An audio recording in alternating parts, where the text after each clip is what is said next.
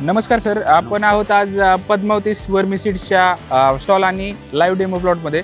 तर सर आपलं नाव? माझं नाव चंद्रकांत दोडके. दोडके. आपण कुठून आलात सर? कोल्हापूरपासून. कोल्हापूरवरून आलो. कोल्हापूरचे सर आहेत आणि यांचं मेन प्रोडक्शन आहे विविध गांडुळाच्या प्रजाती आणि गांडूळ खत. तर गांडूळ खत प्रोडक्शन कसं केलं जाऊ शकतं, किती उत्पादन आहे ह्याच्यात आणि शेतकऱ्यांना कसं फायदेशीर ठरतं याबद्दल आपण माहिती घेतोय. सर नमस्कार. नमस्कार. तर गांडूळ खताबद्दल थोडीशी आधी माहिती आपल्या शेतकऱ्यांना किंवा आपल्या मित्रांना सांगा तुम्ही. नमस्कार, मी चंद्रकांत दोडके. पद्मावती सीडच्या माध्यमातून पूर्ण महाराष्ट्रामध्ये गांडूळ खताचा प्रचार आणि प्रसार आणि त्याची निर्मिती आणि त्याचा वापर या संदर्भात मी गेले 1992 पासून कार्यरत आहे.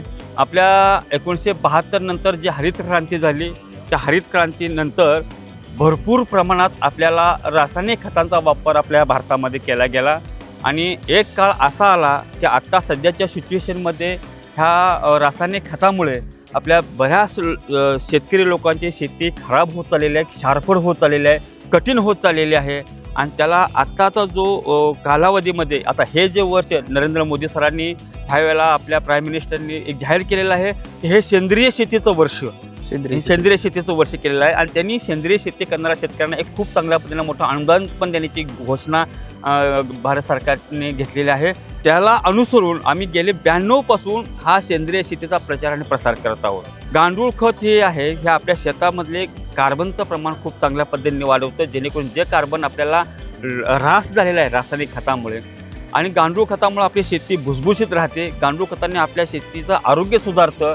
शेतीचा जो सामू आहे तो सामू योग्य आणि चांगल्या पद्धतीने राखण्याचं काम हे गांडूळ खत करत असतं.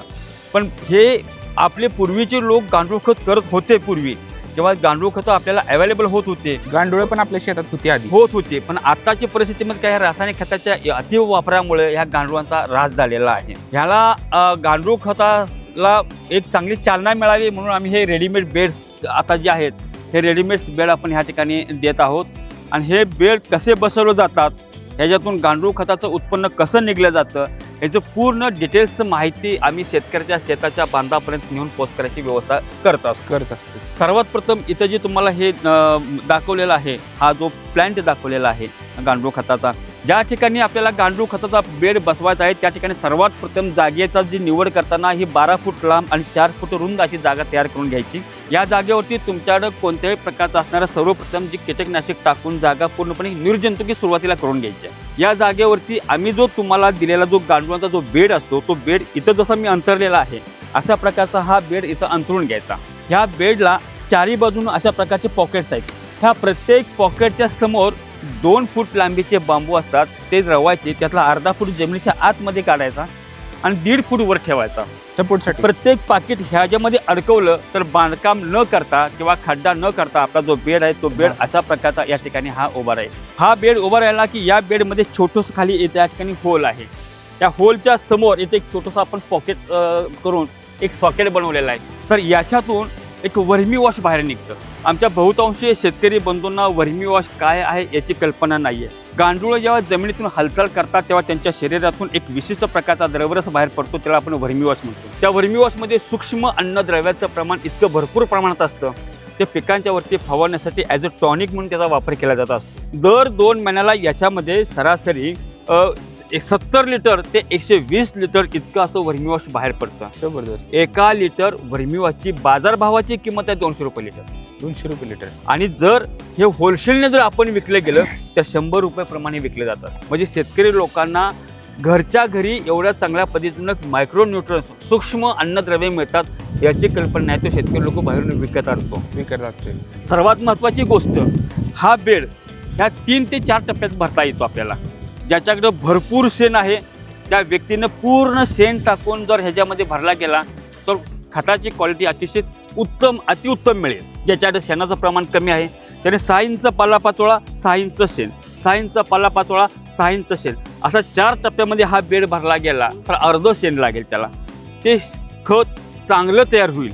आणि ज्याच्याकडे अजिबातच शेणाची उपलब्धता नाही त्याने पूर्ण कचऱ्याने जर शेण हा भरला गेला आणि वर शेवटचा थर फक्त शेणाचा जर दिला तर खत बऱ्यापैकी होईल. म्हणजे हे अतिउत्तम, चांगलं आणि बरं हे तरी पण खत ह्या ठिकाणी चांगल्या पद्धतीने निघू शकतं. पूर्ण शेण वापरलं तर जवळजवळ 2 महिन्याच्या कालावधीमध्ये 1 टनाच्या आसपास ह्याच्यात खत तयार होईल. पूर्ण बेड भरल्यानंतर पहिले 2 दिवस या बेडवरती 100 ते 150 लिटर पाणी मारून या बेडमध्ये उष्णता कमी करायची. आणि ह्या शेणामध्ये मिथेन गॅस असतो. त्या मिथेनमुळं काय होतं की उष्णता वाढते आणि गांडूळ दगावण्याची शक्यता असते. त्यामुळे ह्यातला मिथेन निघेपर्यंत पहिले 2 ते 3 दिवस पाणी मारून ते थंड करायचं. तिसऱ्या दिवशी आम्ही जे तुम्हाला पुरवलेले गांडूळांचं बीज आहे ते गांडूळ बीज याच्यामध्ये टाकायचे आणि गांडूळ बीज ह्यात टाकल्यापासून दररोज फक्त 2 बादल्या पाणी आपण जसं दारात सडा शिंपडतो असं शिंपडायचं. 2 महिन्याच्या कालावधीमध्ये चहापत्तीसारखं खत तयार होईल. त्यावेळेला याच्यावरचं पाणी शिंपडणं 1 आठवडा पूर्णपणे बंद करायचं. पाणी शिंपडणं बंद केले की वरून सुकण्याची प्रक्रिया चालू होईल आणि गांडूळ ऑटोमॅटिक ओलावा शोधत खाली खाली खाली खाली खाली आत जातील. वरचं सुकलेलं सगळं खत आपण गोण्या भरून ठेवायचं. सर्वात खाली राहिलेला खालचा जो 4 बोटाचा थर आहे त्याच्यामध्ये ओलावा असतो, त्याच्यामध्ये गांडूळ असतात. तेवढीच फक्त हाताने खेचून एका कोपऱ्यामध्ये घ्यायची. कोपऱ्यामध्ये घेतल्यानंतर पुन्हा एकदा उरलेला पालापाचोळा काडी कचरा शेणाने पुन्हा एकदा हा बेड भरा, पाणी मारून तो थंड करा आणि तेच कोपऱ्यात काढून ठेवलेले गांडूळ पुन्हा याच्यामध्ये वापरा. एकदा गांडूळ घेतले की पुन्हा गांडूळ विकत घ्यावी लागत नाहीत. दर 2 महिन्याला याच्यामध्ये सरासरी 1 टन गांडूळ खत तयार होतं. साधारण किती मार्केट रेट किती ह्या गांडूळ खताचा आज? आता सध्या रिटेल आणि होलसेल दोन्ही सांगा आम्हाला. रिटेल मार्केट जे आहे आता सध्या ते 1200 रुपये टन, 12,000 रुपये टन, 14,000 रुपये टन असा रेट आहे. होलसेलचं मार्केट आहे 9,000 रुपये टन, 10,000 रुपये टनाचं मार्केट आहे. 1,000-2,000 ह्याच्यामध्ये सरासरी 2 महिन्याला 1 टन खत तयार होईल. वर्षाला 6 टन खत तयार होईल. प्रति एकराला शेतकऱ्यांनी 2 टन खत वापरले गेलं तर 3 एकरसाठी बाहेरचं खत विकत घ्यायची गरज नाही. म्हणजे जी बाहेरून जे परदेशी चलनाच्या द्वारे जे बाहेरचं खत आपल्याला येतं DAP सारखं म्हणा बाकीचे कुठले खत असतील जे काय असेल ते खतांचं येणारे परदेशी चलन आपलं वाचल. 12,000 रुपये ह्याचे आणि हे जे आपण तुमचं निघणार आहे, ते 10,000 रुपये जर पकडलं तर 22-23,000. आणि याला इन्व्हेस्टमेंट किती? फक्त 3,000 रुपयामध्ये हा एक बेड आम्ही देतो ग्राहकांना. 3,000 मध्ये हा बेड मिळेल. बेडच्या सोबत 3 किलो गांडुळांच्या कल्चरची एक बॅग द्यायची व्यवस्था केली जाईल. कल्चरची बॅग आणि हा बेड आम्ही प्रत्यक्ष त्या शेतकऱ्याच्या शेताच्या बांधावरती जाऊन द्यायची व्यवस्था. त्या शेतकऱ्याचं महाराष्ट्र, कर्नाटक, गोवा, गुजरातच्या बाउंड्रीवरती आसपास 100 किलोमीटर कुठेही शेत असू दे त्याच्या घरी पोच केलं जाईल आणि तिथं येऊन तुम्हाला गांडूळ खत बनवायचं तोंडी, लेखी आणि मोबाईलच्या व्हिडिओद्वारे मार्गदर्शन केलं जाईल. जबरदस्त. तर शेतकऱ्यांसाठी वरदान ठरणाऱ्या जे आपण वर्मी कंपोस्ट किंवा गांडूळ खत म्हणतो याच्याबद्दल आपण माहिती ऐकली सरांकडनं आणि सरांचं एक जे प्रोडक्ट आहे त्याचा पण आपण जवळपास डेमो बघितला.